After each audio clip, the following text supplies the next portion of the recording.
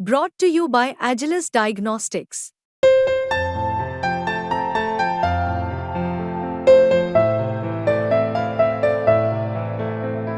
Agilus Diagnostics.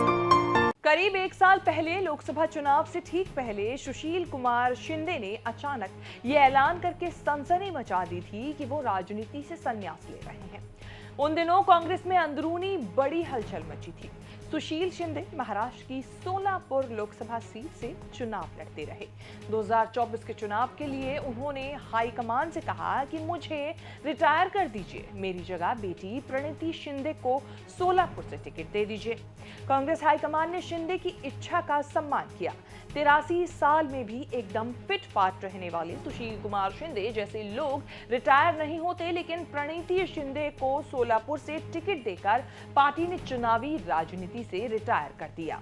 राजनीति में किनारा होने या किनारा किए जाने के बहुत सारे रास्ते होते हैं। सुशील कुमार शिंदे उन थोड़े से नेताओं में से हैं जिन्होंने घोषणा करके राजनीति से संन्यास लिया।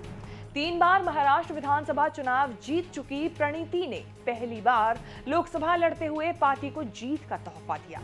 आजकल प्रणीति शिंदे को राहुल गांधी की टीम का मेंबर माना जाता है।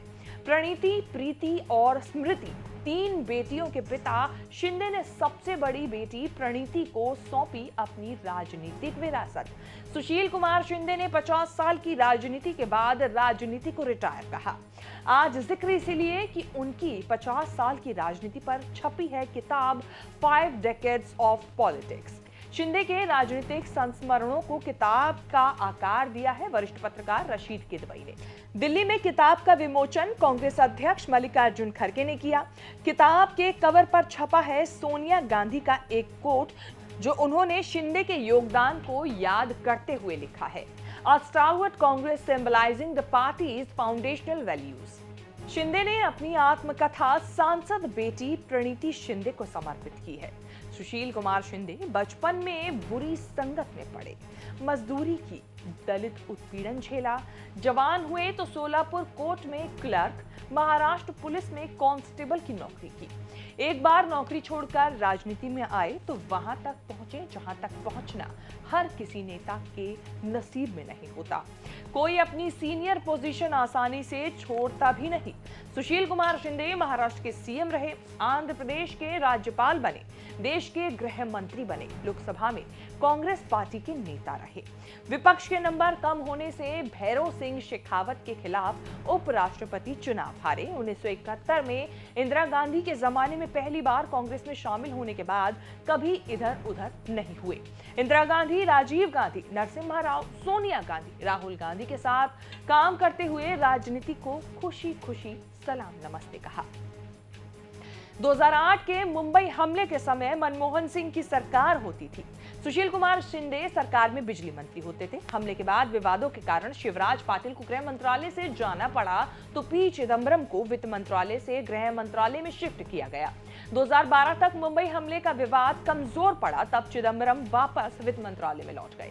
तब सुशील कुमार शिंदे को देश के गृह मंत्री की पोस्ट मिली थी। देश की कई ऐतिहासिक घटनाएं सुशील कुमार शिंदे के गृह मंत्री रहते हुए हुई। मुंबई हमले के दोषी अजमल कसाब, संसद हमले के दोषी अफजल गुरु की फांसी हुई। 2012 में दिल्ली निर्भया रेप कांड भी उनके समय ही हुआ। आंध्र प्रदेश का विभाजन भी उसी दौर में फाइनल हुआ। सुशील कुमार शिंदे ने जीवन भर कांग्रेस की राजनीति की, लेकिन उनका एक बयान बीजेपी को इतना भाया कि आज तक गले लगा कर रखा है। गृह मंत्री होते हुए 2013 में कांग्रेस के जयपुर चिंतन शिविर में उन्होंने भाषण देते हुए भगवा आतंकवाद का जिक्र किया था। उस दौर में समझौता एक्सप्रेस, मालेगांव ब्लास्ट जैसी कई आतंकी घटनाएं हो रही थी। ऐसी घटनाओं के चलते भगवा आतंकवाद कहा जाने लगा। भगवा आतंकवाद को बीजेपी ने शिंदे और कांग्रेस के साथ आज तक चिपकाया हुआ है। बीजेपी आज तक बोलती है कि कांग्रेस ने मुस्लिम तुष्टीकरण की राजनीति के लिए हिंदुओं को आतंकी कहा। किताब विमोचन के मौके पर कश्मीर पर दिया उनका बयान वायरल हो गया। शिंदे ने कहा कि गृह मंत्री रहते हुए भी कश्मीर जाने से डर गया था। फिर बीजेपी कांग्रेस को घेरने के लिए शिंदे के इस बयान का इस्तेमाल कर रही है। सुशील कुमार शिंदे दलित समाज से आते हैं, लेकिन कभी दलित राजनीति के भरोसे नहीं रहे। कांग्रेस ने भी कभी दलित राजनीति का पोस्टर बॉय उन्हें नहीं बनाया। शिंदे कांग्रेस के प्रति समर्पण, गांधी परिवार के प्रतिष्ठा के कारण एक के बाद एक सफलता की सीढ़ियां चढ़ते चले गए, लेकिन कभी अपने गुरु शरद पवार को नहीं भूले, जिन्होंने उनकी खोज की थी। 2014 के चुनाव में जब कांग्रेस राहुल गांधी को पीएम प्रोजेक्ट कर रही थी, तब कांग्रेस में रहते हुए सुशील कुमार शिंदे ने शरद पवार को पीएम प्रोजेक्ट करने की मांग की थी। सुशील कुमार शिंदे को राजनीति में लाने, चुनाव लड़ाने और सीनियर कांग्रेस नेता के ओहदे तक पहुंचाने का क्रेडिट शरद पवार को ही जाता है। शरद पवार ने ही 2022 में किस्सा सुनाया था कि उनके कहने पर शिंदे ने पुलिस की नौकरी छोड़ दी थी। नौकरी छोड़ने के बाद वो शिंदे को चुनाव का टिकट भी नहीं दिला पाए। जब तक टिकट नहीं मिला तब तक सरकारी वकील बनकर मदद करते रहे। 1974 में पहली बार पवार ने शिंदे को सोलापुर विधानसभा का टिकट दिलाया। तब से राजनीति करते हुए शिंदे ने 50 साल गुजार दिए। उसी सफर पर छपी है ये किताब। पवार शिंदे का साथ तब तक चला जब तक पवार कांग्रेस में रहे। 1999 में शरद पवार ने सोनिया गांधी के विदेश मूल के मुद्दे पर बगावत करके नई पार्टी बना ली थी। तब पवार के साथ तारिक अनवर पीए संगमा गए, लेकिन सुशील शिंदे कांग्रेस और सोनिया गांधी के प्रति निष्ठावान बने रहे। शिंदे ने पवार को हमेशा अपने राजनीतिक गुरु का मान लिया। लगभग हम उम्र शरद पवार आज भी राजनीति में एक्टिव हैं, लेकिन सुशील कुमार शिंदे ने राजनीतिक मसाल अगली जनरेशन को सौंप दी है।